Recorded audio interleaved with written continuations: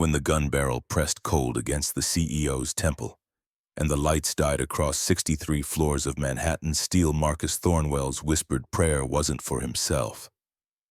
It was for the 6-year-old daughter waiting at home, wondering if Daddy would make it back for bedtime stories.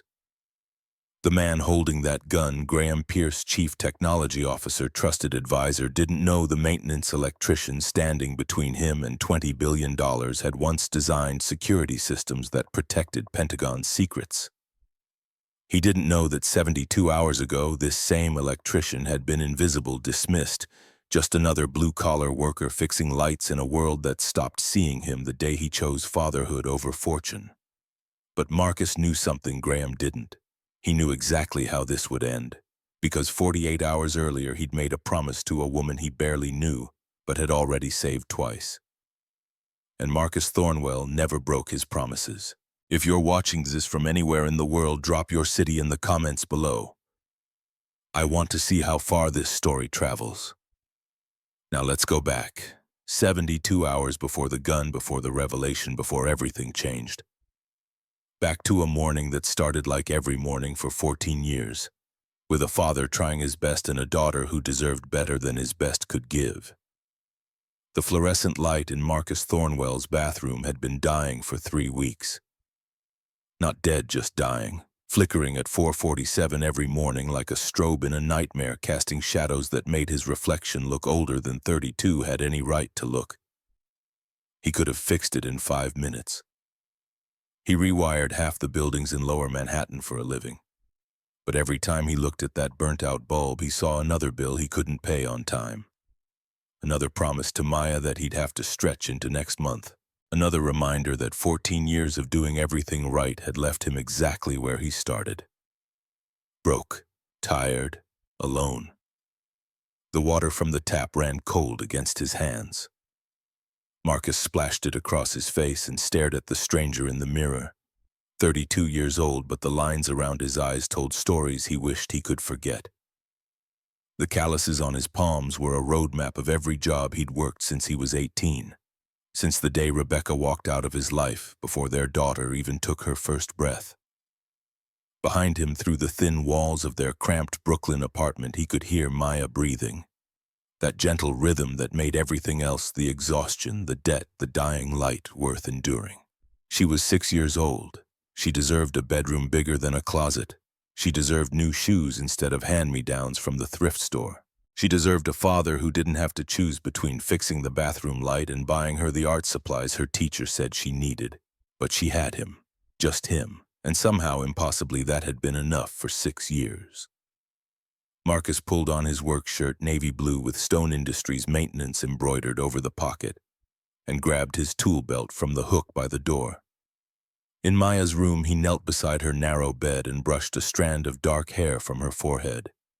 She stirred but didn't wake her small hand curling around the stuffed rabbit he'd found at a yard sale for her 4th birthday. The rabbit was missing an eye and the stitching was coming loose. But Maya loved it like it was made of gold. He whispered into the quiet. Just 3 words, but he meant them with everything he had. Love you, baby. On the kitchen counter, he left a note for Mrs. Brennan, the elderly Irish woman from 3B who watched Maya most mornings in exchange for Marcus fixing her leaking sink and broken cabinet hinges and the radiator that clanked like a chain gang at midnight. It was a fragile arrangement held together with favors and goodwill, but it was all he had. His phone buzzed at 5:03. Marcus's stomach dropped before he even looked at the screen. Early calls were never good news. The voice on the other end belonged to Frank Morrison, the day shift supervisor. He sounded harried.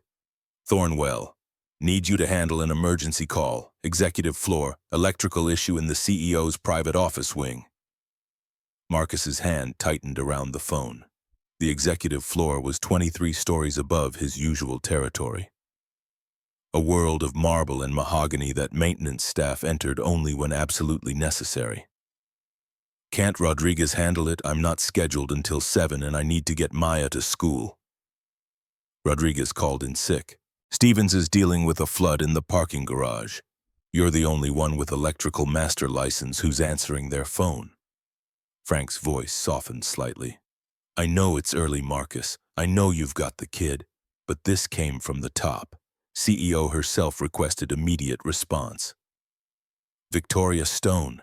Even her name carried weight that made the phone feel heavier.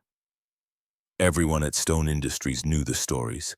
28 years old and already running a tech empire her father had built over 4 decades. She'd taken over 2 years ago when William Stone suffered a massive stroke and the business world had waited for her to fail. Instead, she'd streamlined operations, acquired 3 competitors, and doubled the company's value. The financial press called her a prodigy. The employees called her the Ice Queen. Marcus had seen her exactly once, moving through the lobby like a force of nature in a charcoal suit that probably cost more than his monthly rent. She hadn't looked left or right, hadn't acknowledged the people who stepped aside to let her pass. Her face had been perfectly composed, beautiful in a way that seemed deliberately weaponized, sharp cheekbones, eyes that missed nothing, chestnut hair pulled back in a style that suggested control over every detail. She'd terrified him from 50 feet away. Fine. I'll be there in 40 minutes.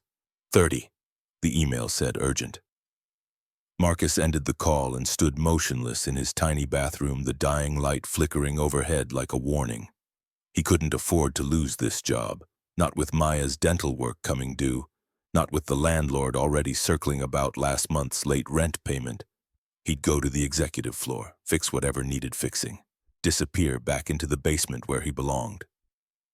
Mrs. Brennan was already awake when he knocked, wrapped in a faded bathrobe with her white hair in curlers. She smiled at him with eyes that had seen 80 years of hardship and somehow still found kindness. Emergency call, Mrs. B. Can you get Maya to school? Of course, dear. You go on. The wee one and I will have breakfast together. Thank you. I'll fix your kitchen cabinet tonight. You're a good man, Marcus Thornwell. Your daughter's lucky to have you. Marcus wished that were true. The bus ride to Stone Tower took 25 minutes through streets still dark with pre-dawn shadows. Marcus watched the city wake up through smudged windows, delivery trucks unloading, coffee shops flickering to life, other people stumbling toward their own obligations and compromises. He wondered how many of them felt like they were drowning. Stone Tower rose 63 stories into the Manhattan sky, all steel and glass, a monument to ambition that seemed to mock everyone who entered through the service entrance. Marcus swiped his maintenance badge and took the freight elevator, watching the numbers climb with a sense of dread that tightened around his chest. The executive floor was silent at 5:38 in the morning, the kind of profound silence that only existed in spaces where powerful people made decisions that changed lives without ever seeing the faces of those affected. Marcus's footsteps echoed on marble floors so polished he could see his reflection. A ghost in work boots carrying a tool bag that seemed suddenly shabby against the backdrop of luxury. The work order had said CEO's private office wing. Electrical malfunction. Lights and switches unresponsive. Marcus followed the corridor past conference rooms with walls made entirely of glass, past abstract art that probably cost more than he'd earn in 5 years. The CEO's wing occupied the corner of the building, separated from the rest of the executive floor by a reception area that looked like something from an architecture magazine. The lights were indeed out, leaving the space dim except for the gray wash of dawn creeping through floor-to-ceiling windows.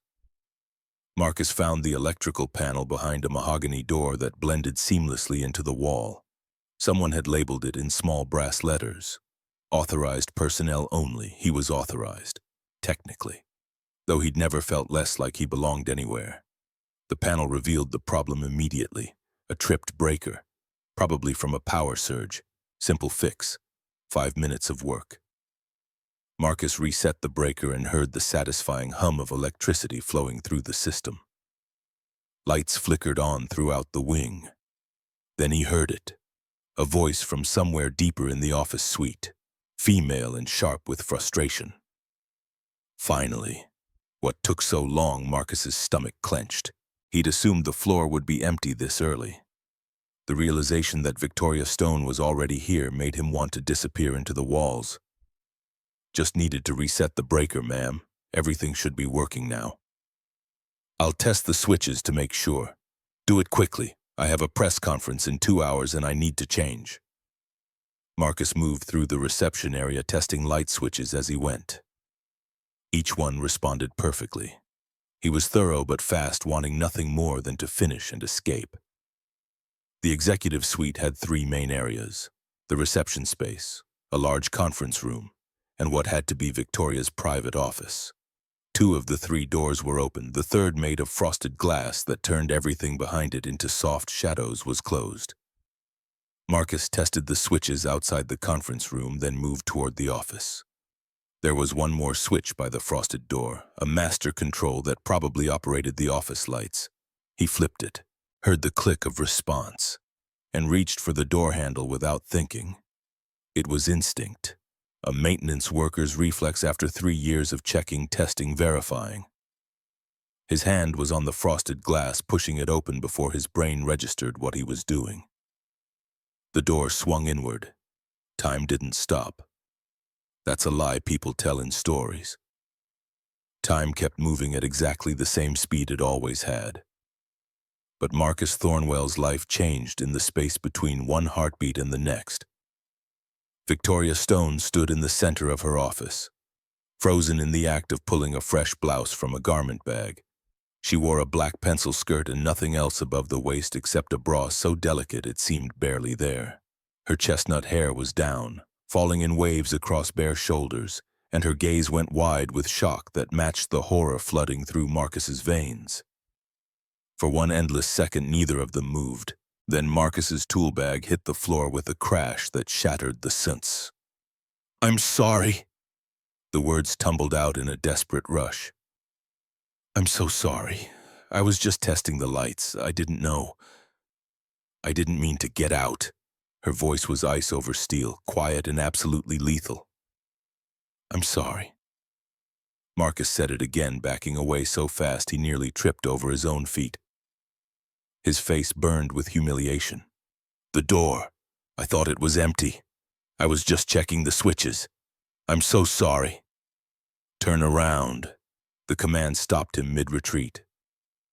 Marcus spun so fast he felt dizzy, facing the frosted glass and the blurred shapes of the reception area beyond.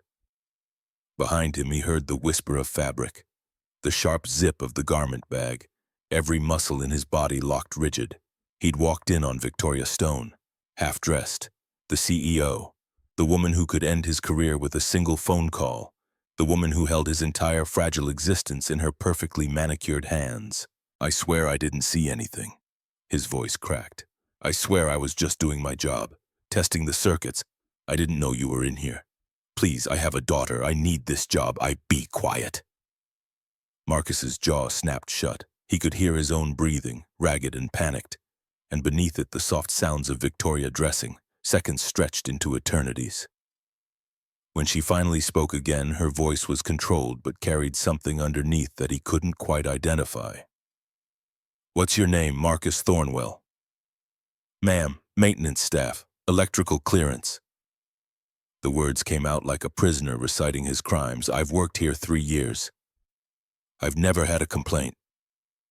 I swear this was an accident. I thought the office was empty. I heard you the first time." A pause. "You can turn around now."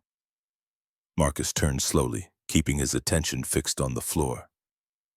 Victoria Stone stood behind her desk, now fully dressed in a cream blouse and the same black skirt. Her hair was pulled back in the severe style he recognized from that glimpse in the lobby. She looked every inch the CEO again, all traces of vulnerability erased, but her gaze studied him with an intensity that made his skin prickle. "Look at me." It was the hardest thing Marcus had ever done.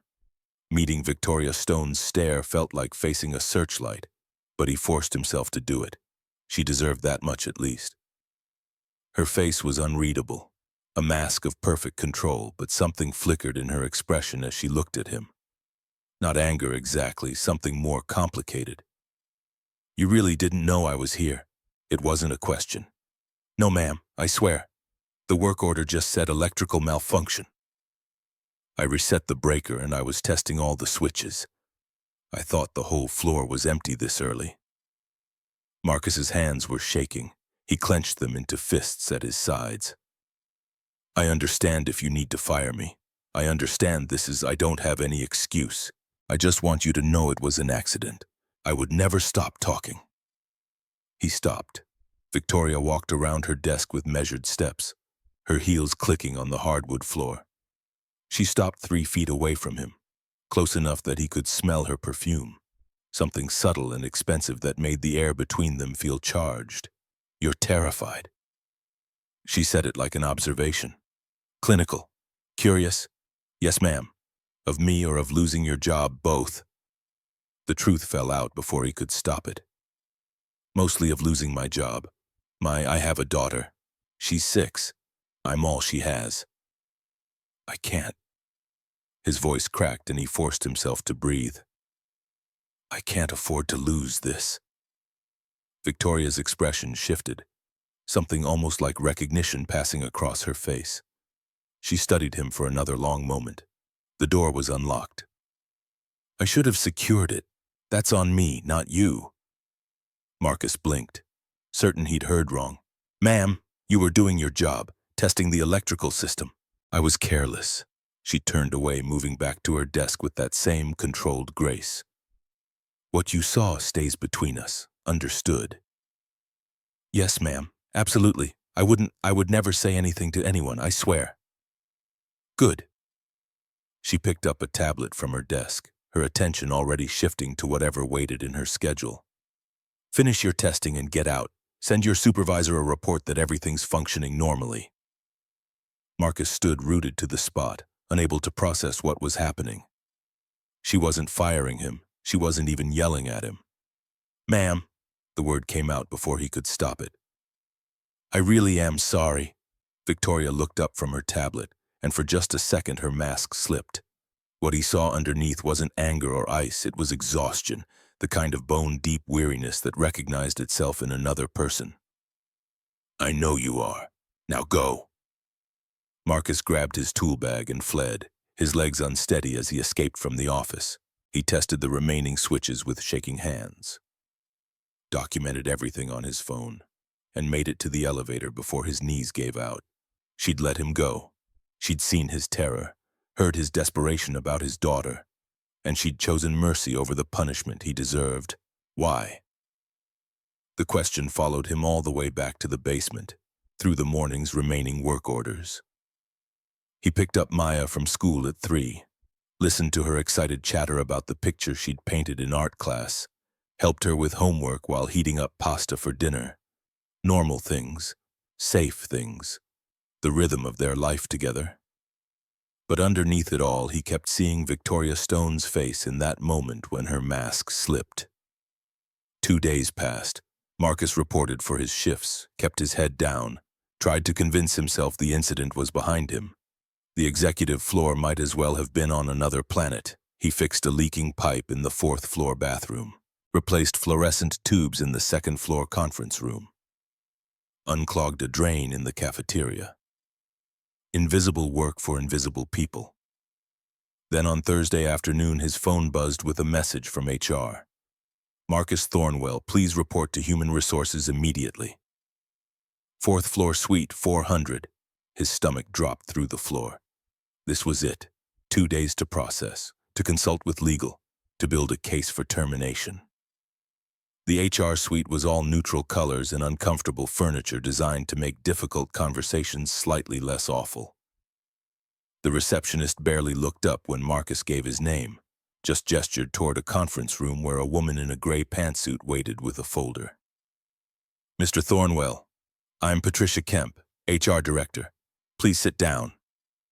Marcus sat, his hands gripping his knees. If this is about Monday morning, I can explain.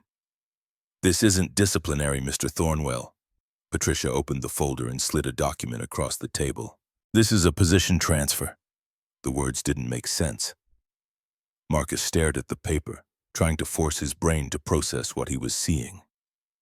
Effective immediately, you're being reassigned from general maintenance to direct support technician for the executive floor. It's a permanent position with a significant salary increase and enhanced benefits package.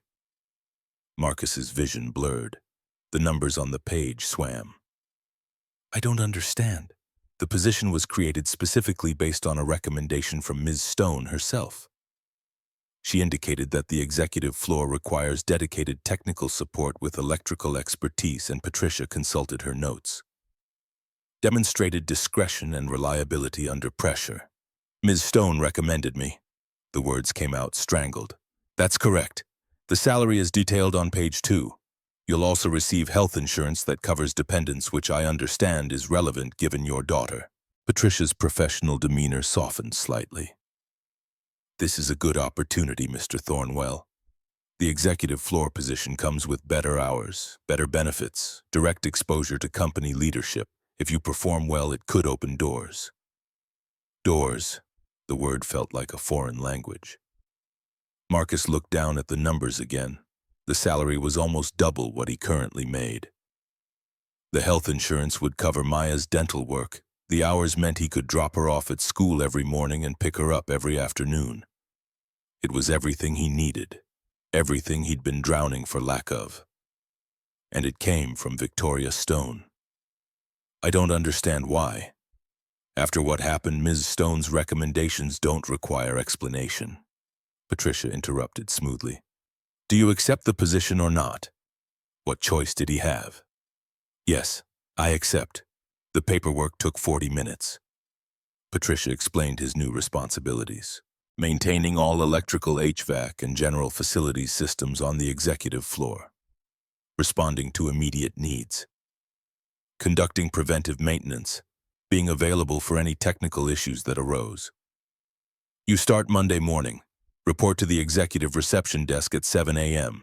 Ms. Stone's assistant will brief you on protocols and expectations. Patricia handed him a new badge.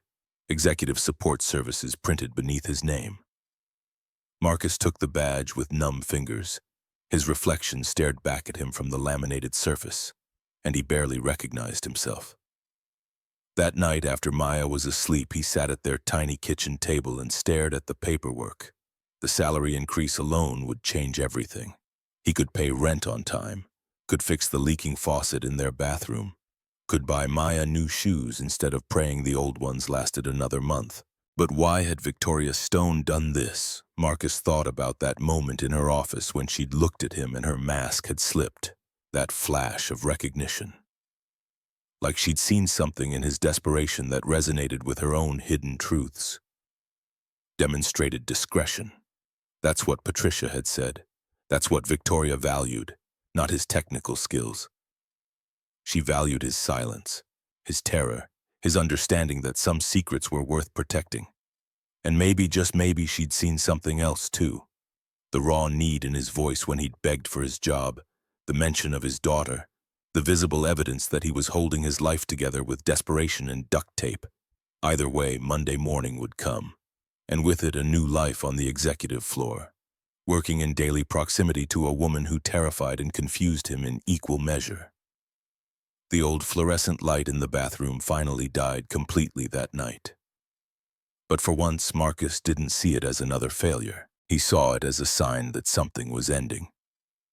And something else, something he couldn't yet name, was about to begin. Monday morning arrived with the weight of inevitability. Marcus stood outside Stone Tower at 6:15 watching his reflection waver in the glass facade. The new badge felt heavy in his pocket. He'd dropped Maya at school early, endured her questions about why he looked so nervous. Promised her they'd celebrate his new position with pizza Friday night. She'd hugged him extra tight before running to join her friends. The executive floor at 7 in the morning was a different world than the silent space he'd encountered during the emergency call. Now it hummed with controlled energy, assistants arranging schedules, junior executives clutching coffee like lifelines. The soft ping of elevator arrivals delivering the day's first wave of ambition and anxiety. The reception desk curved along one wall like a spaceship console. All blonde wood and embedded screens. The woman behind it looked up as he approached, her smile professional but not unkind. Marcus Thornwell, I'm supposed to report here for Executive Support Services. Yes, we've been expecting you. I'm Jennifer. You'll be working primarily with me for coordination. Ms. Stone's executive assistant, Eleanor Walsh, will brief you on protocols in a moment. Jennifer gestured toward a seating area that looked like it belonged in an art gallery. Marcus perched on the edge of a chair that probably cost more than his monthly rent, his tool bag resting between his boots. Around him, the executive floor continued its choreographed dance. Mr. Thornwell. Marcus stood quickly, nearly knocking over his tool bag. The woman who'd spoken was in her mid-40s, impeccably dressed in charcoal gray, sharp assessment in her gaze. I'm Eleanor Walsh, Ms. Stone's executive assistant. Follow me, please. She moved like someone who'd learned to navigate these hallways in her sleep. Marcus followed, acutely aware of how his work boots sounded against the marble. They passed through the main executive area into a corridor he recognized, the path to Victoria's private wing. Eleanor led him to a small office he hadn't noticed during his first visit, tucked discreetly near the electrical panel. It was modest by executive floor standards but palatial compared to the basement break room. A desk, comfortable chair, built-in cabinets for equipment, and a window that actually showed the city below. This is your workspace. You'll maintain all systems on this floor with priority given to Ms. Stone's immediate area. Response time for her requests is 10 minutes maximum. Eleanor handed him a tablet. This links to the building management system. You'll receive all work orders here along with Ms. Stone's schedule so you can plan maintenance around her meetings. That schedule is confidential. You don't discuss it with anyone. Understood, Ms. Stone values 3 things above all else: discretion, efficiency, and invisibility. Your work should be seamless. She shouldn't have to think about whether the lights work or the temperature is comfortable. If she notices you at all, it should be because you've solved a problem before it became her problem. The irony wasn't lost on Marcus. He kept his expression neutral and nodded. Questions, 1,000 of them. None he could actually voice. No, ma'am. Good. There's a staff briefing every morning at 6:45. You're expected to attend. Start your systems check at 7:30. Ms. Stone arrives between 8 and 8:30 and everything should be perfect before she walks through that door. Eleanor paused. Something in her expression shifted almost imperceptibly. Ms. Stone doesn't make recommendations lightly, Mr. Thornwell. She saw something in you that made her believe you belong up here. I suggest you prove her right. Before Marcus could respond, Eleanor was gone. The first week passed in a blur of learning protocols and staying out of sight.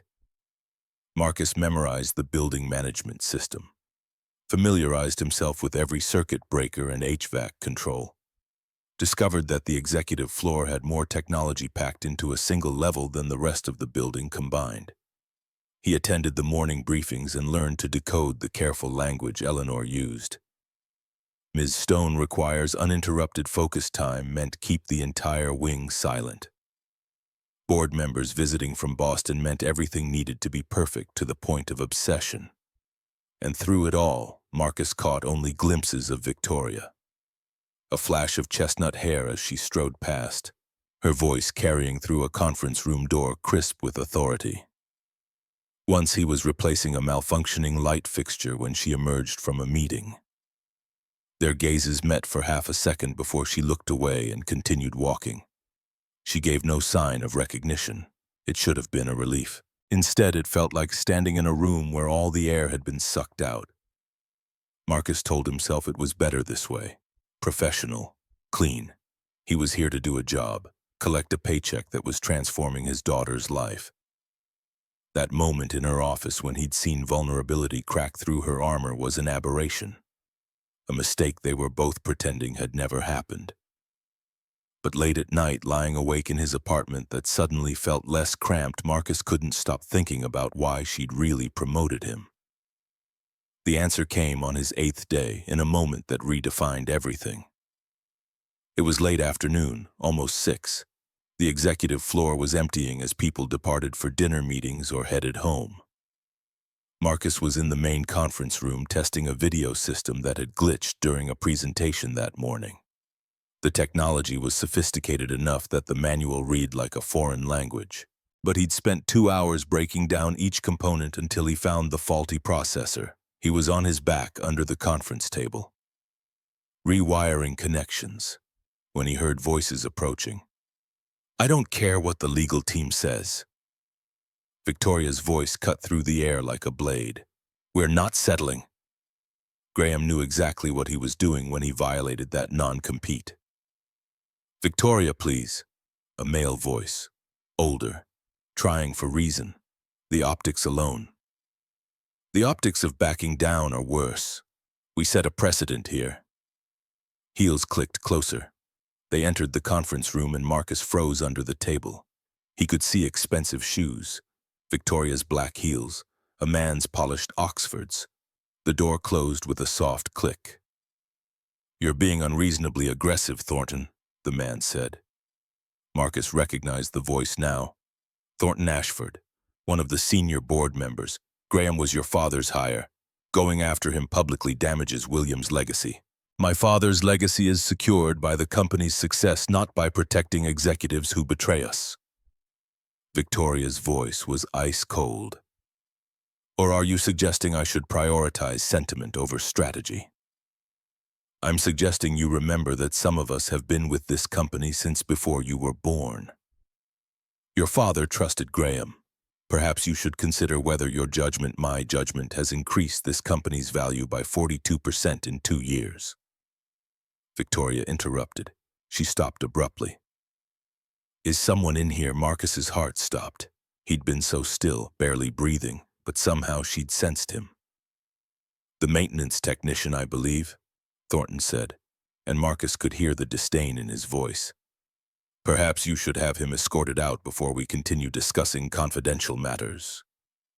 Silence stretched for 3 beats of Marcus's racing heart. "Thornwell," Victoria said. "Not a question, a statement." Marcus slid out from under the table, tool bag in hand, his face burning. "I'm sorry, I was fixing the video system. I didn't mean to intrude on—" "Did you hear our conversation?" Thornton demanded. "I heard voices. I didn't listen. It was a distinction without a difference, and they all knew it." Thornton's expression said he expected immediate dismissal, but Victoria just studied Marcus with that same unreadable intensity. "Finish your work, then leave." "Yes, ma'am." Marcus turned back to the video system with shaking hands, hyper-aware of the conversation continuing in low tones behind him. He worked as quickly as possible, testing connections, verifying the repair. When he finally packed up his tools and headed for the door, Thornton was mid-sentence about shareholder concerns. Neither of them acknowledged Marcus's departure. He made it to his small office and leaned against the closed door, his pulse hammering. The smart thing would be to go home, forget what he'd heard, never mention it to anyone. But the look in Victoria's gaze when she'd realized he was there, that hadn't been anger. It had been calculation, like she was testing him. Marcus stayed late that night, running diagnostics on systems that didn't need checking. Around 8, when the executive floor was dark and silent, his tablet pinged with a message. It was from Victoria's private email. "Your discretion is noted and appreciated." VS 7 words. No explanation, no context. But Marcus stared at them until his vision blurred. She'd been testing him, and she'd acknowledged it. The message felt like a door opening, or maybe a trap being set. The following week, Victoria requested him by name for the first time. "Temperature control malfunction in CEO office. Immediate response required." Marcus grabbed his equipment and made it to Victoria's wing in under 8 minutes. Eleanor intercepted him at the entrance. "She's been in back-to-back video conferences for 3 hours. The AC cut out 40 minutes ago. Fix it quickly and quietly." Victoria's office door was open. He could hear her voice, still crisp despite what had to be stifling heat. "I understand your concerns about the timeline, David. What I need you to understand is that the board won't approve additional delays." Marcus slipped into the office, keeping to the perimeter. The temperature was indeed uncomfortable, at least 78 degrees and climbing.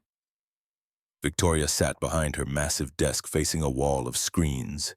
She didn't acknowledge his presence, but he saw her shoulders relax fractionally. The thermostat was mounted behind a panel that matched the wall perfectly. Marcus opened it silently. The problem was immediately obvious. A failed sensor.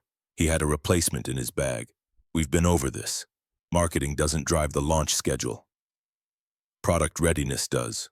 Marcus worked in absolute silence. Replacing the sensor, recalibrating the system. Cool air began flowing within minutes.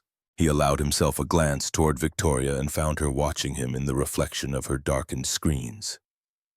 Much better. Now that we can all think clearly again, let's discuss realistic deliverables. It wasn't about the temperature. She was talking to him, acknowledging the fix without breaking focus.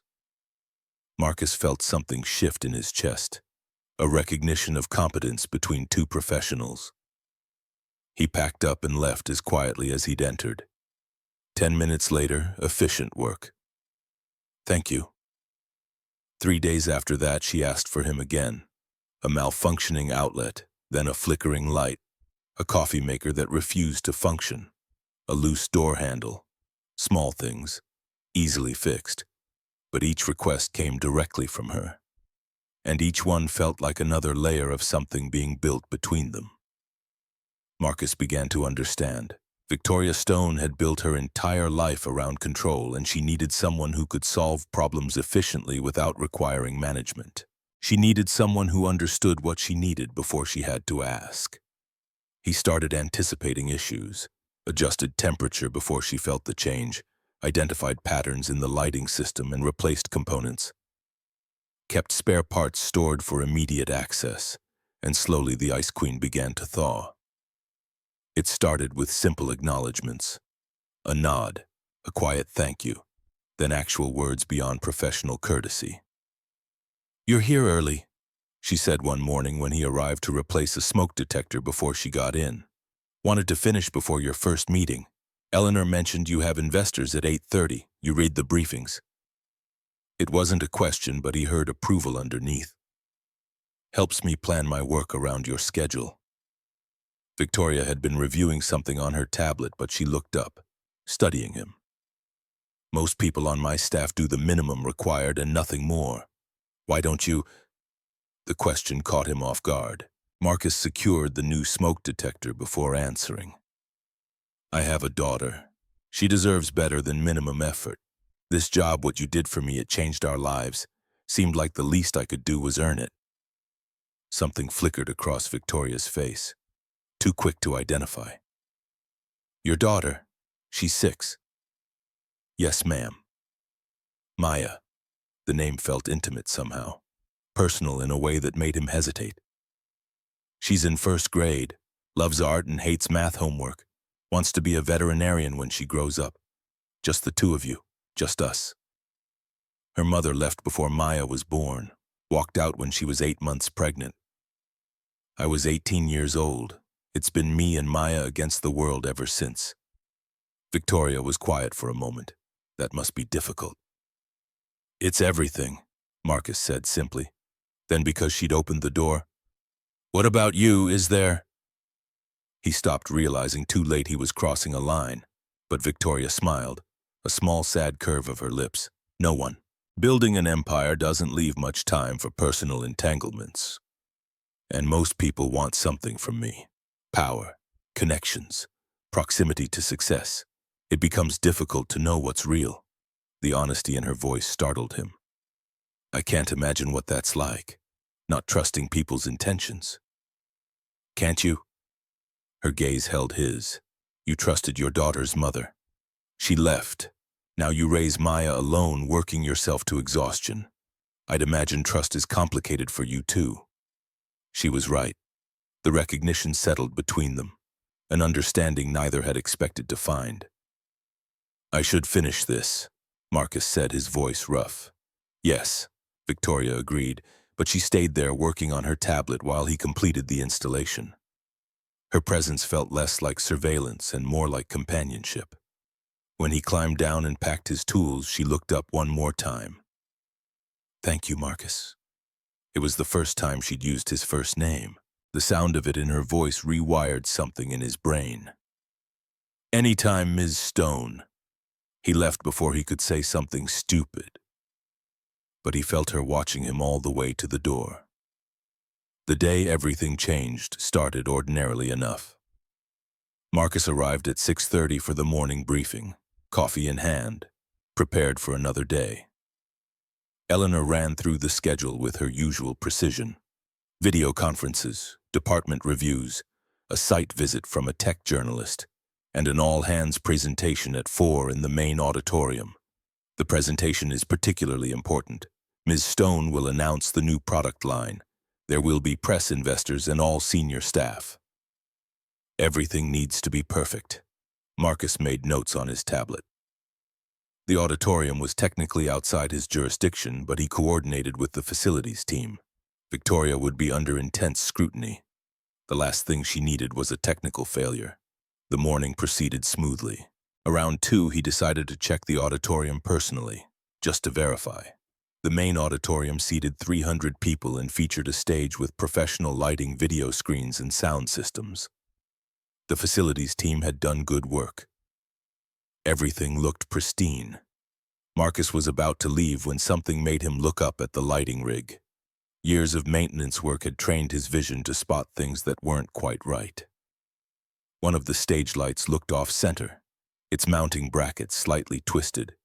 He found a ladder and climbed up to inspect it. What he discovered made his blood run cold. The safety cable, the backup that prevented lights from falling if the main mount failed, was frayed nearly through. Not from age or wear, but from what looked like deliberate cutting. Someone had sawed through most of the cable, leaving just enough intact that it wouldn't be immediately obvious but would fail under stress. And the main mounting bolt was loose, turned back several threads, held in place by friction alone. Marcus's hand shook as he examined the setup. This wasn't accident or neglect, this was sabotage. The light weighed at least 40 pounds, if it fell during the presentation. Directly onto the stage where Victoria would be standing. Working quickly, he secured the mounting bolt properly, tested the weight distribution, replaced the safety cable entirely.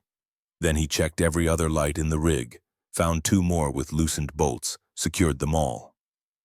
By the time he finished, he'd been in the auditorium for 90 minutes and his shirt was soaked. The question was whether to report this. Tell Eleanor, security. If this was deliberate, there were protocols, investigations, potential danger that extended beyond a rigged light, but he had no proof beyond his professional judgment. The frayed cable could theoretically be explained as wear. The loose bolts might be poor maintenance. And if he was wrong, he'd look paranoid. Worse, he'd put himself in Victoria's line of sight in a way that violated everything she valued. She needed him invisible, to solve problems quietly, not create drama. Marcus made his decision. He documented everything with photos, secured the systems, made a note to check again before the presentation, then went back to the executive floor and tried to act like his heart wasn't racing. At 3:30, Eleanor sent a message asking him to verify the video feeds one final time. Marcus went back down, checked the lights again, still secure, confirmed all systems operational. People were already filling the seats, press photographers setting up, the energy building. Victoria arrived at 3:55, flanked by Eleanor and 2 senior executives. She wore a deep blue suit that commanded attention, her hair pulled back severely, her expression calm and confident. Marcus watched from the shadows as she took the stage, tested the microphone, surveyed the crowd with the control of someone who owned every room she entered. Their gazes met across the distance. Victoria's held his for just a moment, something passing between them. Then she turned her attention to her notes and Marcus forced himself to breathe. The presentation began. Victoria spoke with authority that made people lean forward, her voice carrying perfectly. She outlined the new product line with precision, fielded questions from journalists with sharp intelligence, commanded the stage like she'd been born to it. Marcus stood near the lighting controls, watching not the presentation but the equipment. The stage lights held steady. Everything was working exactly as it should. He started to relax. Maybe he'd been wrong. Maybe the damage was just neglect after all. Maybe. Then the light directly above center stage shifted. It was subtle, a slight rotation on its mount, but Marcus saw it immediately. His blood turned to ice. Someone was in the lighting catwalk above the stage. He could see movement in the shadows, a figure adjusting something. Marcus moved before thinking. Racing toward the stage access stairs, he had to get up there, had to stop whatever was happening. But the stairs were on the opposite side, and Victoria was directly under that light, still speaking, unaware. The light shifted again, rotated further. The sabotaged mount he'd fixed was holding, but now someone was actively working to override the safety measures. Marcus abandoned stealth and ran, his boots pounding against the auditorium floor, drawing attention. He saw security guards starting to move. Confused, saw Eleanor's startled face, saw Victoria pause mid-sentence. Her attention finding him. "Get away from center stage," Marcus shouted, his voice carrying in the sudden silence. Now Victoria froze, years of control keeping her rooted, confusion and authority warring on her face. The light above her groaned, metal straining. Marcus didn't have time to explain. He launched himself onto the stage, grabbed Victoria around the waist and threw both of them sideways with every ounce of strength he possessed. They hit the stage floor hard, Marcus twisting to take the impact on his shoulder. Half a second later, 40 pounds of metal and glass crashed into the exact spot where Victoria had been standing. The mounting bracket finally giving way, the light exploding on impact with a sound like a gunshot. Shattered glass sprayed across the stage, sparks flew from severed connections, the crowd erupted in chaos, screaming, people running, security converging from all directions, but Marcus only registered Victoria in his arms. Her body pressed against his, her heart hammering so hard he could feel it through their clothes, her gaze wide with shock that matched the horror flooding through his veins. "Are you hurt?" Marcus demanded, his hands moving over her shoulders, her arms, checking for injuries. "Did the glass hit you?" "I'm fine." Victoria breathed, but her voice trembled. How did you know?" "I'll explain later. Right now we need to." Security surrounded them, pulling them apart, voices shouting questions and orders. Marcus caught a glimpse of figures fleeing from the catwalk access, saw guards racing after them. Eleanor was there suddenly, her professional mask cracked with genuine terror, helping Victoria to her feet. "I'm fine," Victoria said again, louder now, authority returning even as her hands shook. "Everyone calm down. Clear the auditorium in an orderly fashion." "Eleanor, get security to on it," Eleanor said, already coordinating on her phone. Victoria's attention found Marcus again. He was still on the stage floor, his shoulders screaming where he'd absorbed their combined impact, glass scattered around him like diamonds, blood running from a cut on his arm where a shard had caught him. "You're bleeding." "It's nothing. It's not nothing." She moved toward him, but Eleanor intercepted her gently. "We need to get you to a secure location until security sweeps the building. Please, Victoria." For a moment, Marcus thought Victoria would refuse, but she let Eleanor guide her toward the exit. Looking back at him one last time with an expression he couldn't read. Shock, gratitude, something deeper that made his breath catch. Then she was gone, and Marcus was surrounded by security personnel asking questions he barely heard, his mind replaying those seconds on a loop, the weight of Victoria in his arms, the terror in her gaze, the absolute certainty that if he'd been 1 second slower she would have died. And somewhere in the chaos, Marcus realized that invisible was no longer an option. He'd thrown himself into the spotlight to save her, and nothing between them would ever be the same. The security office on the second floor became command central within minutes. Marcus sat in a hard plastic chair while a paramedic cleaned the gash on his forearm. The sting of antiseptic barely registered against the adrenaline still flooding his system. Around him, guards spoke in clipped tones, coordinating a building-wide lockdown while reviewing footage. "You're lucky. Another inch and this would have needed stitches." Marcus didn't feel lucky. He felt like his entire body was vibrating at a frequency just below visible. "Mr. Thornwell." Duncan Hayes, head of security, former military with gray at his temples, pulled up a chair. "Walk me through what happened. Start with why you were checking the auditorium." Marcus explained about the morning briefing, his decision to personally verify the systems. finding the frayed safety cable and loose mounting bolts. He showed Duncan the photos on his tablet timestamped from hours before. You fixed it, secured everything properly. So how did the light still fall? Someone was up in the catwalk during the presentation. I saw movement, saw them working on something. They must have loosened it again or found another way to compromise the mount. Duncan's jaw tightened. Did you see a face, any identifying features? No. Just a silhouette. Dark clothes, moving fast, and you didn't report the initial sabotage. The question carried weight. Marcus met Duncan's gaze steadily. I considered it, but I had no proof it was deliberate. Could have been negligence. I documented everything, fixed the immediate danger, planned to monitor it. I didn't expect someone to actively interfere during the event itself. Duncan studied him for a long moment. Your quick thinking saved Ms. Stone's life. But this is now a criminal investigation. Attempted murder. You'll need to make a formal statement. Whatever you need. The door opened and Eleanor appeared. Mr. Thornwell, Ms. Stone wants to see you now. Duncan nodded. We'll continue this shortly. Don't leave the building. Marcus followed Eleanor through corridors now patrolled by additional security. Past employees gathered in worried clusters to the executive floor. Eleanor led him not to Victoria's office but to a smaller conference room. Victoria stood at the window, her back to the door, still in the blue suit but with her hair down now falling in waves across her shoulders. She didn't turn when they entered. Leave us. Victoria's security protocols suggest I'm safe with Marcus. Leave us, Eleanor. The door closed with a click. Marcus stood just inside the room, unsure whether to speak or wait. You tackled me. In front of 300 people. You grabbed me and threw us both to the ground. I'm sorry. I didn't have time to... Don't apologize.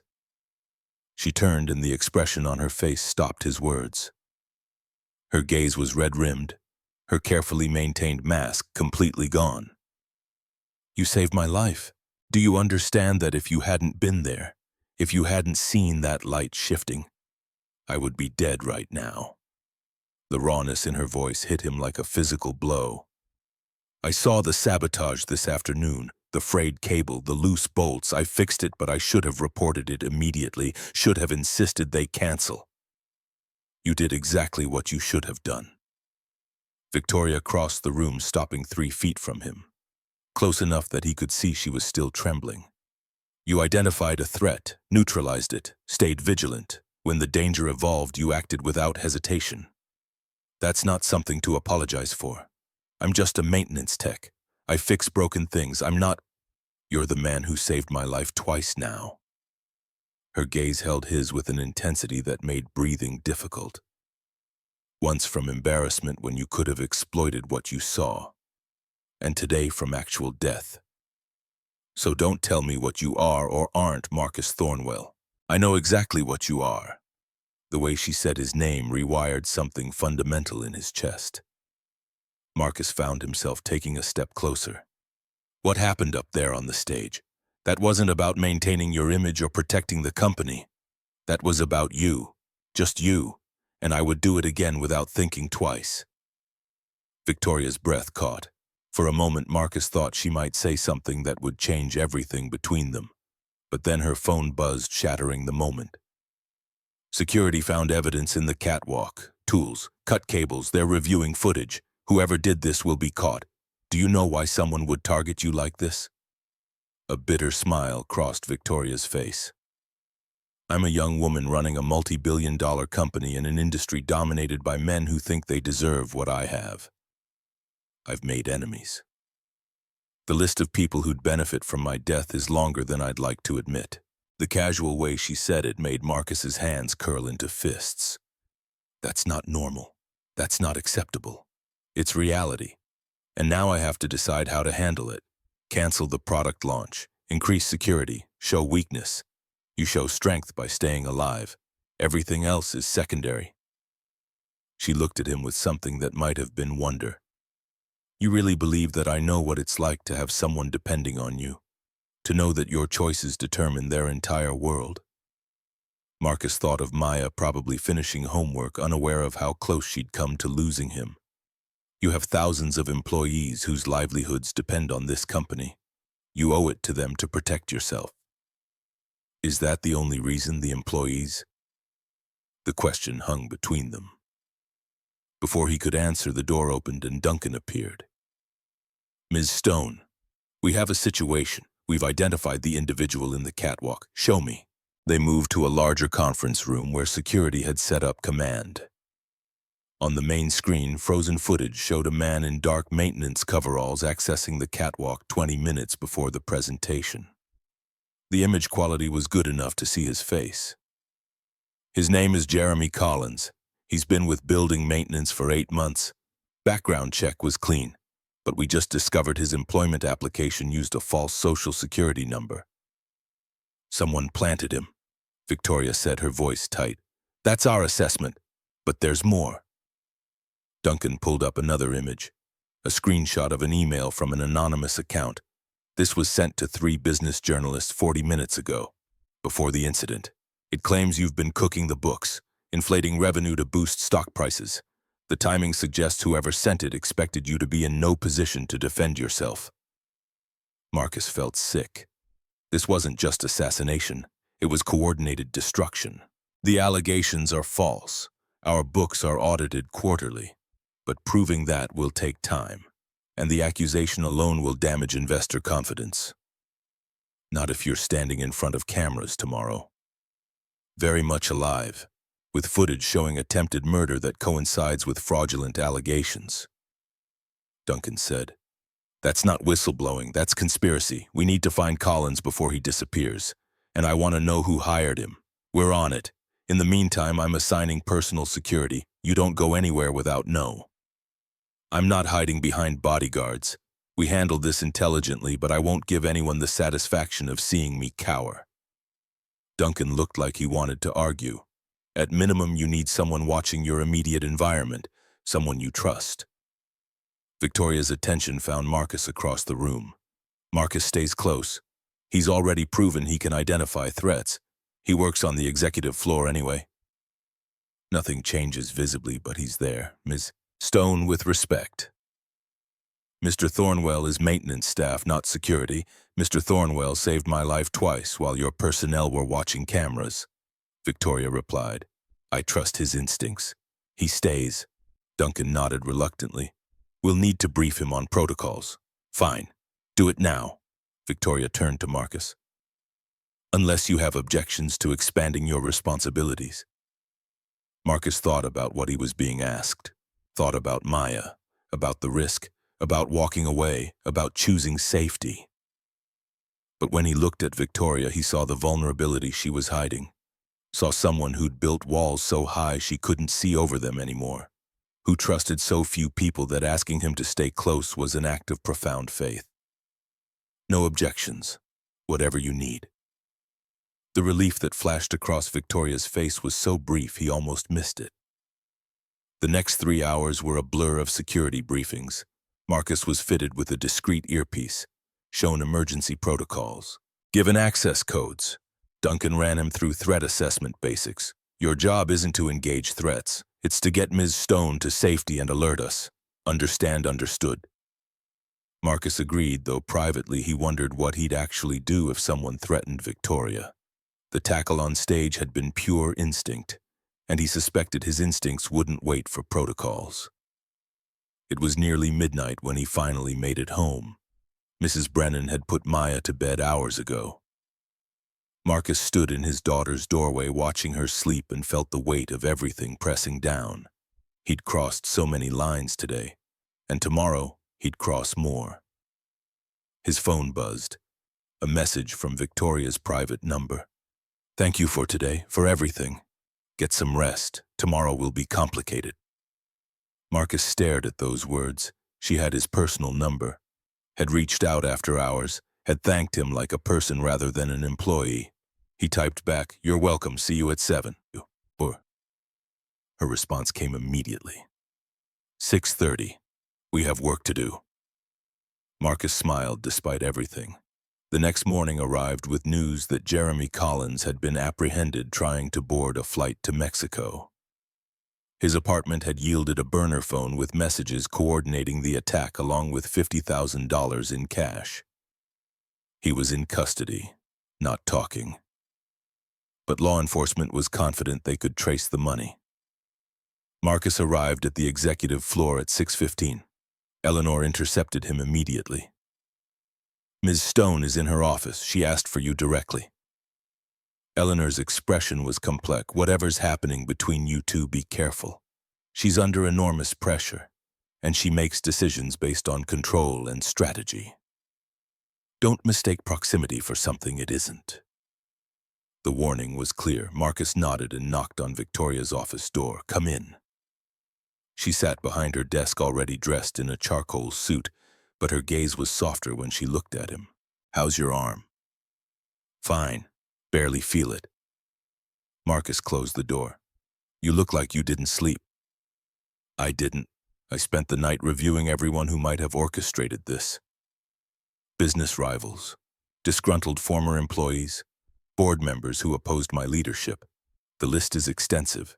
Duncan will find the connection. The money trail always leads somewhere. That's not what worries me." Victoria leaned back. "What worries me is that I've built my entire life around not needing anyone. Control, independence, self-reliance. And yesterday I needed you. Absolutely, completely. That's not a position I'm comfortable occupying. Needing someone in a crisis doesn't make you weak. It makes you human. I'm not sure I'm allowed to be human. Not in this position. Weakness is blood in the water, so prove them wrong. Show up today stronger than yesterday. Face the cameras, address the allegations, demonstrate that whoever tried to kill you failed spectacularly. That's not weakness. That's power. You make it sound simple. I didn't say it was simple. I said it was necessary." Marcus leaned forward. "You asked me yesterday what you are to me. You want the truth? You're the person who changed my daughter's life by giving me a chance I didn't deserve. You're the woman who works 18-hour days to protect thousands of employees. And you're someone who shouldn't have to face death threats and character assassination alone." The silence that followed felt alive. Victoria's gaze searched his face. "I don't know how to do this. How to let someone be close without wondering what they want from me. I don't want anything except for you to be safe. That's it. That's all of it. That might be the most valuable thing anyone's ever offered me," Victoria said softly. Then gathering herself, "Today's agenda is brutal. Press conference at 9, board meeting at 11, investor calls this afternoon. I need you close for all of it. I'll be there." The press conference was held in the main lobby. Cameras and journalists packed into every available space. Marcus stood off to the side watching Victoria command the room. She addressed the assassination attempt directly, framed it as corporate sabotage coordinated with false allegations, presented security footage that made the conspiracy impossible to deny. "Someone wanted to destroy this company by destroying me. They failed. Stone Industries stands stronger today than yesterday. And we will not be intimidated." The journalists erupted with questions. Victoria fielded them with sharp intelligence, and twice her attention found Marcus in the crowd, drawing strength from his presence. When it ended, Eleanor intercepted them. "The board wants to meet immediately. Thornton Ashford is insisting on a vote of confidence." Victoria's expression hardened. "Of course he is. Let's not keep them waiting." The boardroom was on the 62nd floor. 12 board members sat around a massive table.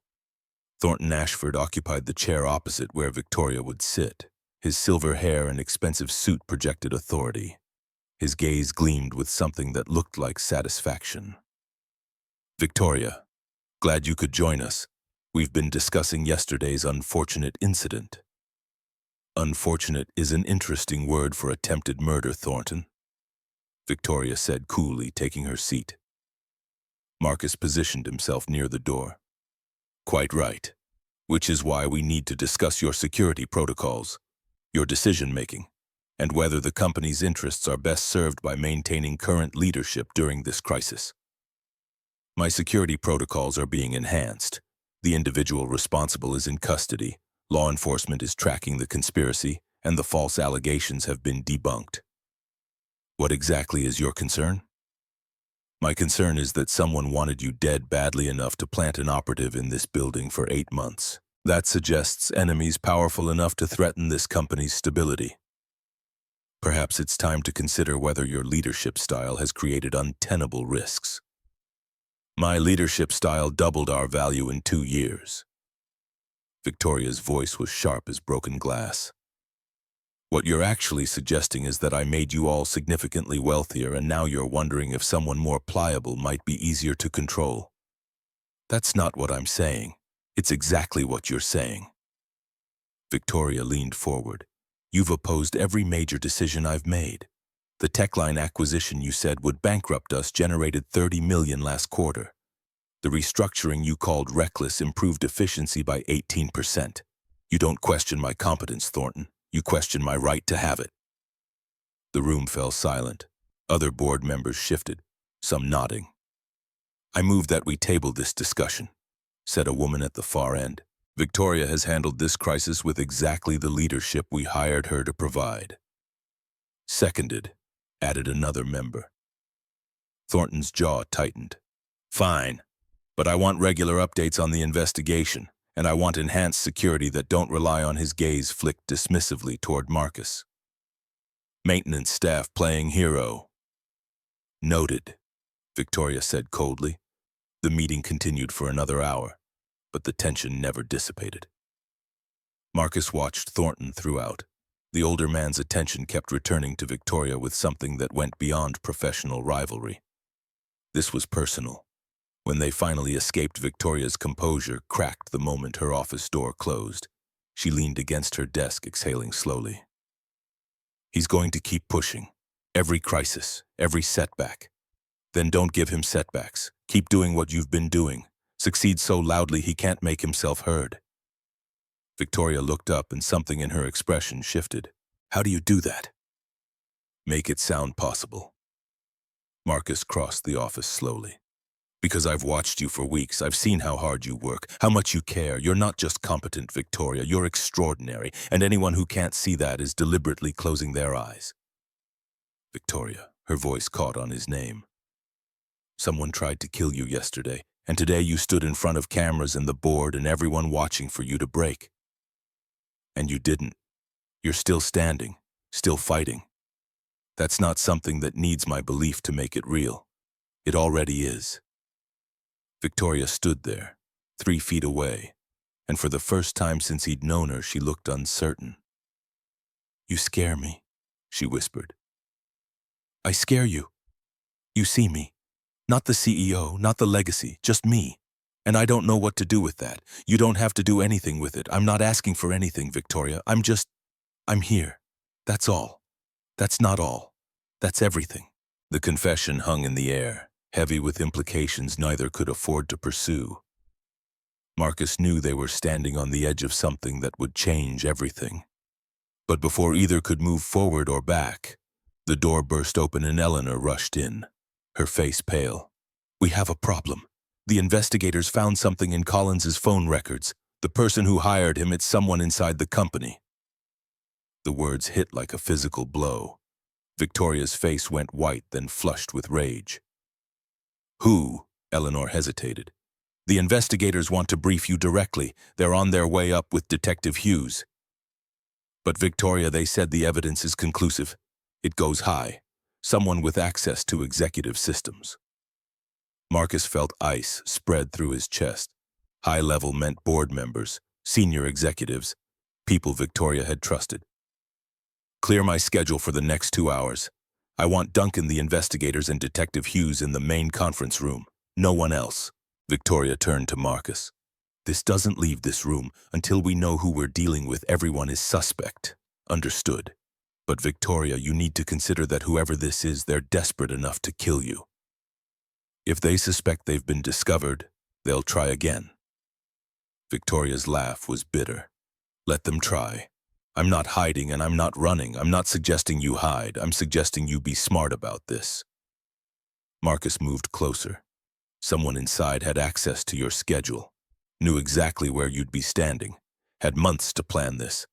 They're not going to confess and walk away quietly, which is why we're going to be very careful about how we handle the reveal. Her gaze held his, and he saw the strategist beneath the rage. Once we have the name, we control the information.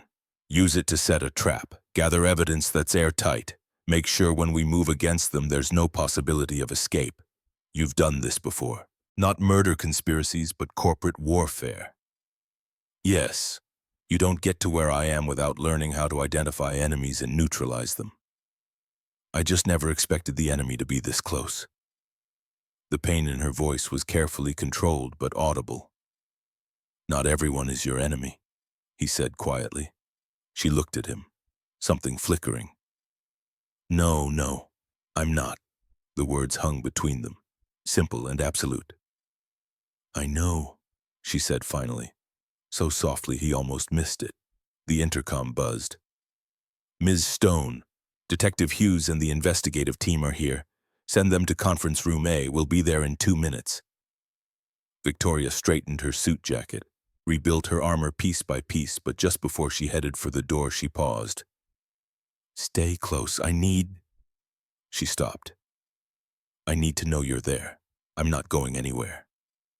Conference room A was the largest on the executive floor. Detective Hughes was a woman in her 50s with steel-gray hair. She stood beside Duncan and 2 other investigators, all looking grim. Ms. Stone, thank you for meeting on short notice. The evidence we've uncovered requires immediate action. Show me. Hughes pulled up images on the main screen. Phone records, financial transactions, email metadata. Jeremy Collins received instructions through an encrypted messaging app, but we traced the account through payment records. The person who hired him made 3 transfers totaling $50,000 over 6 months. The money came from an offshore account, but forensic accounting found the source. Victoria's voice was flat. Hughes glanced at Duncan, then back to Victoria. The account was funded by liquidating stock options belonging to Graham Pierce, your chief technology officer. The name landed like a grenade. Marcus saw Victoria's expression freeze. That's not possible. He's been loyal since before I took over. He supported every initiative, worked 18-hour days. Why would he? We believe he's working with outside interests. Hughes interrupted. Financial trail shows he's in debt, significant gambling losses over 2 years. Someone approached him, offered to clear his debts in exchange for cooperation. The plan was to eliminate you, install pliable leadership, and Graham would maintain his position while feeding intel to competitors. Victoria sat back, her face pale. Graham came to my father's funeral, told me he believed in my vision, has sat in meetings with me almost daily for 2 years, and all that time he was planning to kill me. We've been watching him since we identified the connection an hour ago, Duncan said. He's in his office now, acting like everything is normal. We need your authorization to arrest him. Not yet, Victoria said sharply. Hughes frowned. Ms. Stone, he's a flight risk. If he suspects, he doesn't suspect. If he did, he'd already be gone. Victoria's mind was racing.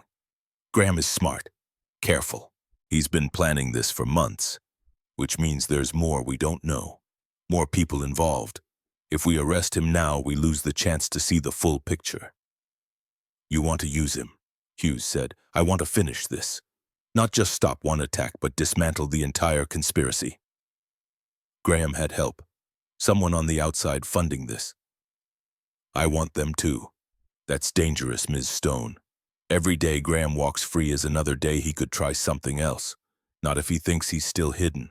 Not if we feed him information that makes him believe his plan is still viable. What do you propose we tell Graham? That the investigation into Collins is stalling, that the money trail went cold, that I'm focused on external threats, leaving internal systems vulnerable. We give him rope to hang himself with, and we watch everything he does, everyone he contacts. That puts you at significant risk. I'll have protection. Victoria's gaze flicked to Marcus. And I'll be careful. But I won't let whoever orchestrated this walk away because we moved too fast. Hughes studied Victoria, then nodded slowly. 48 hours. We'll monitor Graham around the clock, but if he makes any move that suggests immediate danger, we shut it down. Agreed. The meeting continued for another hour. Marcus listened, absorbing details. Graham Pierce had access to everything. Building systems, Victoria's schedule, security protocols. If he'd been planning this for years, there was no telling what other traps he'd laid. When the investigators finally left, Victoria remained seated, staring at her clasped hands. You don't have to do this. You don't have to put yourself at risk. Let the police handle it. The police will arrest Graham and be satisfied, but the person who funded this will disappear. Find someone else to target me with, and I'll spend the rest of my life looking over my shoulder. Better than being dead. Is it? Her gaze held his. I've built my entire existence around control, Marcus, around knowing the variables, staying 3 steps ahead. If I let fear dictate my choices now, I lose the only thing that's kept me standing all these years. You're allowed to be afraid. You're allowed to choose safety over vengeance. This isn't vengeance. It's survival. Her voice cracked slightly. And maybe I'm tired of surviving alone.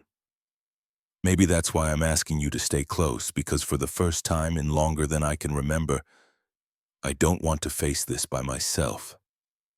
The confession settled between them, vulnerable and raw. Marcus reached out slowly and covered her hand with his. Her skin was cold, trembling slightly, and when his warmth touched hers, she inhaled sharply. You're not alone. Not in this. Not anymore. Victoria turned her hand over, threading her fingers through his, and they sat there in the empty conference room, holding on to each other like lifelines in a storm. The next 48 hours were the longest of Marcus's life. He stayed within 10 feet of Victoria at all times, shadowing her through meetings, standing outside her office when she needed privacy. Eating meals he barely tasted while watching everyone who came near her with suspicion. Graham Pierce appeared at staff meetings looking concerned and supportive, asking Victoria how she was handling the stress, offering to take on additional responsibilities. Marcus watched him perform empathy and concern, and every word felt like acid. How are you holding up? Graham asked Victoria after a product development meeting. I'm fine, Graham. Thank you for asking. Victoria's performance was flawless. Your work on the new interface is excellent, by the way. Exactly what we need for launch. Just doing my job. We all want to see you succeed. The lie was so smooth that Marcus had to fight the urge to grab Graham and throw him against the wall. But Victoria's hand touched his arm briefly as she passed. A silent reminder to stay calm. Surveillance teams reported Graham was making encrypted calls, always from locations outside the building where he thought he had privacy. The technical team was working to break the encryption, but it was sophisticated. On the second night, around 11, Marcus was doing a final sweep when his earpiece crackled. We've got movement. Graham just entered the building through the parking garage. He's not supposed to be here. Marcus's heart rate spiked. Where's Ms. Stone? Still in her office. Graham's heading for the executive floor now. Get to her.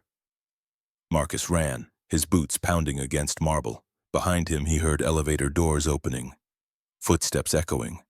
He burst into Victoria's wing to find her at her desk. Paperwork spread around her, completely unaware. We need to go, now. Victoria looked up, instantly reading the tension. Graham in the building, coming up. Duncan's mobilizing security, but... The lights went out.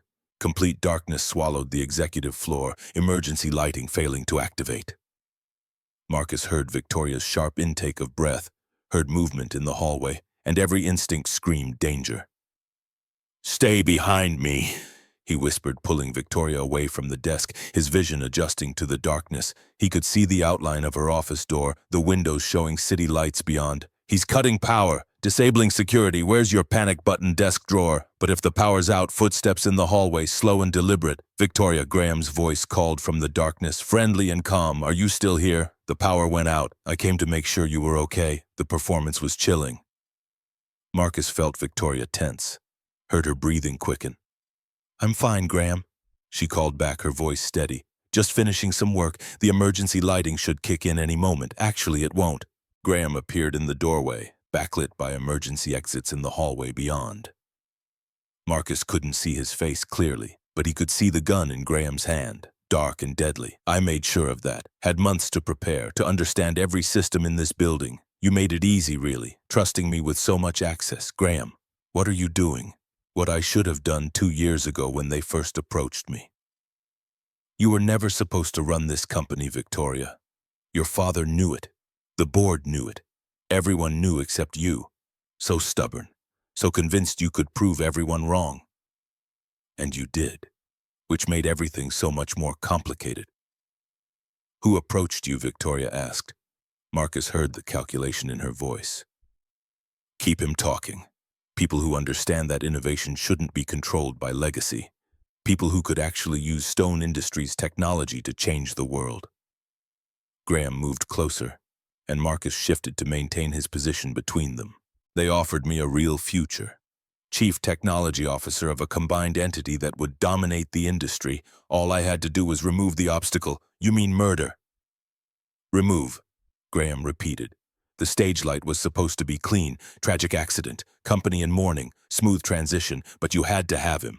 The gun gestured toward Marcus. Your maintenance hero, ruined everything. So now we do this the hard way. Security is already coming. Buildings on lockdown. You won't make it out. I don't need to make it out. I just need her dead. They'll extract me after. New identity, new life, but only if I finish the job. The gun rose, pointing directly at Victoria, and Marcus saw Graham's finger tighten on the trigger. He didn't think, didn't calculate. He lunged sideways, slamming into Graham with all his weight. The gun discharged, deafeningly loud. The muzzle flash illuminating the office in stark white light. Marcus felt the bullet pass so close the air pressure made his ear ring. But he was already moving. Grabbing for Graham's wrist, trying to control the weapon, they crashed into furniture. Struggling in near darkness, and Marcus realized Graham was stronger than he looked. Desperate enough to fight with everything he had. Run, Marcus shouted at Victoria. Get out! But Victoria didn't run. He caught a glimpse of her moving, heard the crash of something heavy, her desk lamp connecting with Graham's skull. The CTO staggered, his grip on the gun loosening, and Marcus wrenched it away, sending it skittering across the floor into darkness. Graham recovered faster than expected, driving an elbow into Marcus's ribs that forced the air from his lungs. They went down together, and Marcus felt hands close around his throat, squeezing with methodical pressure. Should have stayed invisible. Graham hissed. Should have just fixed the lights and disappeared. But you had to play hero. Had to make yourself important to her. Now you die with her. Marcus's vision started to gray, his lungs screaming. He clawed at Graham's hands, but his strength was fading. A brief flashback flashed through Graham's mind, 10 seconds that felt eternal. His phone screen. Anonymous text. We have eyes on Lily at Parker Elementary. Cooperate or she disappears. Photo attached. His 8-year-old daughter leaving school. Red circle around her head, crosshairs. Graham's hands shaking as he typed. What do you want me to do? Response: kill Victoria Stone. They sent me photos of my daughter at school. Graham's voice cracked even as his hands continued their deadly pressure. Said they'd take her if I didn't. Marcus couldn't respond, his vision tunneling. Through the gathering darkness, he saw Victoria searching frantically for something, anything. Then light flooded the office, blinding after so much darkness, and voices shouted from multiple directions. But before security could arrive, a new voice cut through the chaos. Calm, measured, deadly. Graham, you were supposed to handle this quietly. One shot, clean. Instead, you're negotiating. Thornton Ashford stepped from the shadows of the hallway, a second gun gleaming in his hand. Expensive suit, incongruous with the weapon, silver hair catching emergency light. Marcus's blood turned to ice even as Graham's grip loosened slightly. 2 guns, 2 threats. Thornton, Victoria's voice barely steady. What are you doing here, finishing what should have been done 2 years ago? Thornton moved into the office with confidence of someone who'd already won. Graham, you were supposed to make this look like an accident. Then when the maintenance hero interfered, you were supposed to make it fast. Instead, you're having a crisis of conscience. They threatened my daughter. Graham's hands were still on Marcus's throat, but the pressure had lessened. You said it would look like an accident. You said, plans change. Now we have 2 witnesses to eliminate instead of 1. Thornton turned his weapon toward Marcus, the maintenance hero and the CEO. Tragic murder-suicide. Obsessed employee. Very believable. Marcus positioned himself mentally. 2 armed men, no cover. But if he could get to Graham first, Graham. Marcus spoke directly to the CTO, his voice hoarse. You don't want to be a murderer. He's making you the fall guy. Can't you see that? Once we're dead, who's to say you didn't act alone? Graham's face twisted with realization, with horror at what he'd become. Don't listen to him, Thornton snapped. Fire the weapon or I fire both. I was Meridian's founder, Victoria. Thornton's attention swung back to her, his gun steady. Your father destroyed my company, stripped my assets, tossed me a board seat like charity. This isn't murder, this is justice. And in that moment, Graham Pierce made his choice. His hands released Marcus's throat completely. Graham twisted, lunging not at Marcus or Victoria, but at Thornton, his voice breaking. I won't be a killer. Graham's gun, the one Marcus had knocked away, was somewhere in the darkness. But Graham didn't need it. He threw himself at Thornton with desperate strength. The older man's weapon discharged, once, twice, the muzzle flashes illuminating the office in stark bursts. Graham cried out as one bullet caught his shoulder, but his momentum carried them both into the wall. Thornton's gun skittered away, and suddenly lights surged on throughout the office, emergency systems roaring back to life. Security guards flooded the room from multiple directions, overwhelming both Thornton and the wounded Graham, forcing them to the ground, voices shouting commands, radios crackling. Duncan was there. Detective Hughes, armed officers in tactical gear, all converging on the scene with professional efficiency. Marcus gasped for air, his throat raw, his vision clearing slowly. Strong hands helped him sit up, and suddenly Victoria was there, kneeling beside him, her hands framing his face with desperate gentleness. Marcus, can you hear me? Are you hurt? He tried to speak, coughed instead. I'm okay. He managed his voice barely a whisper. Are you, Diddy? I'm fine. You kept yourself between us. Her thumb brushed his cheek, and only then did Marcus realize he was bleeding. You threw yourself at a gun, you impossible, brave, stupid man. You could have died, couldn't let him hurt you. Around them, security was securing Graham and Thornton, reading them their rights, coordinating with police teams. Detective Hughes appeared in the doorway. We got it all on audio, his confession, Thornton's admission, Graham's choice at the end. That plus the attempted murder will put them both away for life. And we're already working on identifying Thornton's contacts based on the phone records we cracked. Good, Victoria said, but her attention never left Marcus. Get them out of here. Get all of them out. Duncan started to protest. Ms. Stone, we need statements. Medical evaluation later. Victoria's voice carried absolute authority despite the tears still wet on her face. Everyone out, now! They went. Graham was dragged away holding his bleeding shoulder, shouting, my daughter! Please. They threatened my daughter. I had no choice until I did. Thornton said nothing, just stared at Victoria with pure hatred as they hauled him toward the elevators. Then the door closed. And Marcus and Victoria were alone, surrounded by overturned furniture and the evidence of violence, both breathing hard. You saved my life. Again. That's becoming a habit. Marcus tried to joke, but his voice was too rough. Don't. Victoria's gaze was still on his face, holding him like she was afraid he'd disappear. Don't make light of this. You threw yourself in front of a bullet for me, Marcus. You could have died. But I didn't. We didn't. We're both still here. Because of you. The words came out fierce, almost angry, because you keep choosing to stand between me and people trying to destroy me. And I don't know what to do with that. I don't know how to...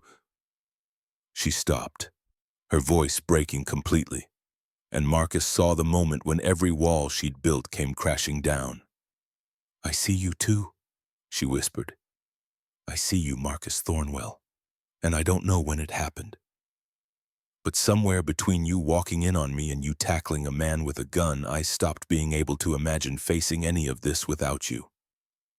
Marcus's breath caught.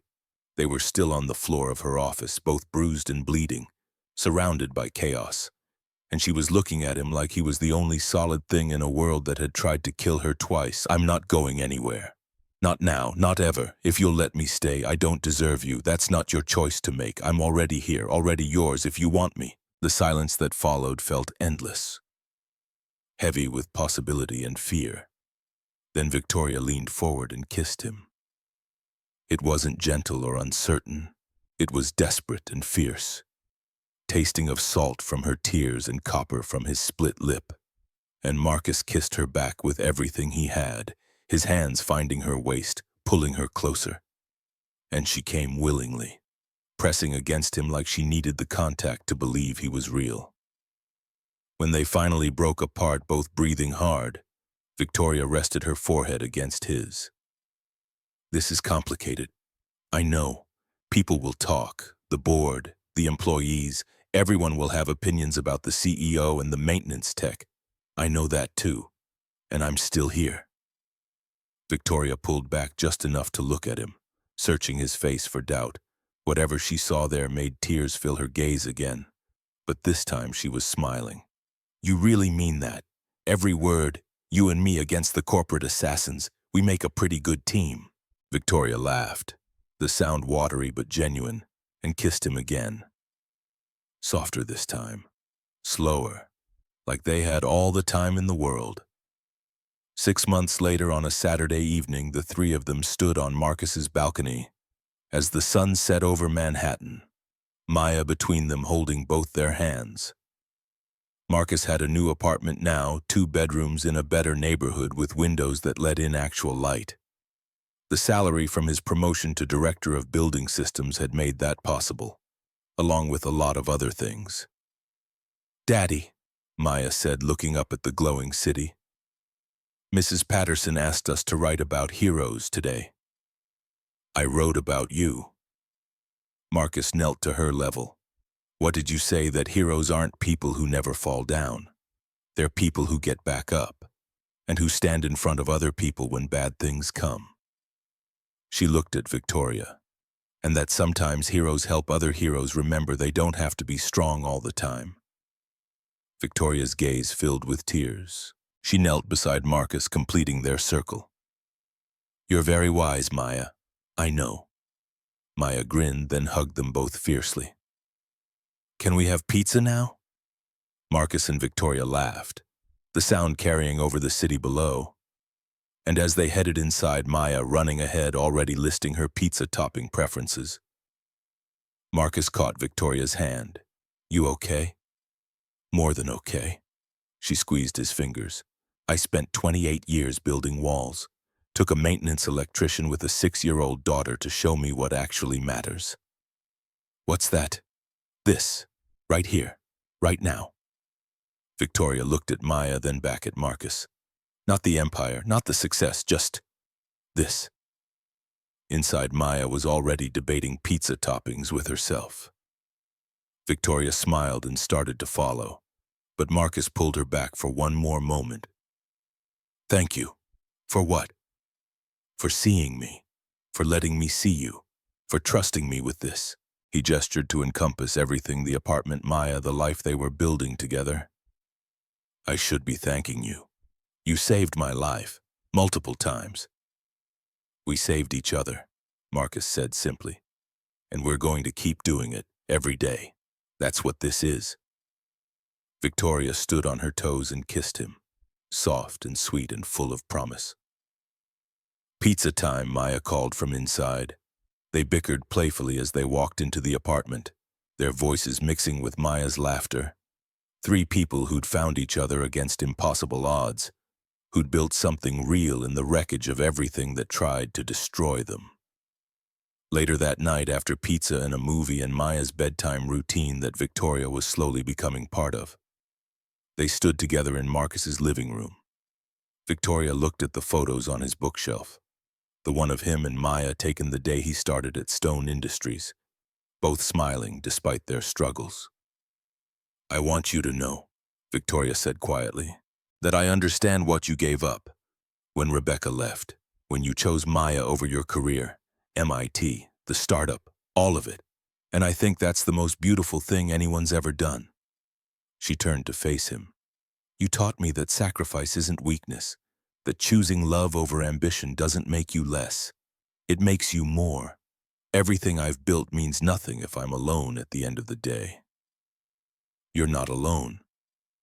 No, I'm not. Victoria moved closer. Thanks to a maintenance electrician who was brave enough to see past my armor, who threw himself in front of guns and conspiracies in every wall I built, who showed me that the strongest thing you can do is let someone in. Marcus pulled her close. We're quite a pair, the Ice Queen and the guy who fixes broken things. Maybe we fixed each other. They stood there for a long moment, just holding each other. The city lights spread below them, a family forged through fire, love born from danger, and a future built on the simplest truth that sometimes the strongest thing you can do is let someone in. And that real wealth isn't measured in billions but in moments like these, in small hands holding tight, in promises kept, in love that survives assassination attempts and corporate conspiracies because it's built on something no enemy can destroy: trust, sacrifice, and the courage to be vulnerable with the right people. Marcus Thornwell had given up MIT and millions at 18, had chosen his newborn daughter over every ambition, and that choice, that single moment of selfless love, had somehow led him here, to this woman, this family, this life, and he wouldn't change a single thing. From Maya's room came a sleepy voice. Daddy, Miss Victoria, love you. We love you too, baby, Marcus called back. Victoria's hand found his in the darkness. This is everything, she whispered. Yes, Marcus agreed. This is everything. And as they stood there in the warm glow of their apartment with Maya safe and loved in the next room, and the city lights glittering beyond the windows, the universe itself seemed to pause and acknowledge what they'd accomplished. Not just surviving, but thriving, together, building a life where a 6-year-old could sleep soundly, where a CEO could let down her walls, where a maintenance electrician who'd sacrificed everything for his daughter could find that sometimes sacrifice leads to something even more profound than what was lost. It leads to this, to family, to love, to home.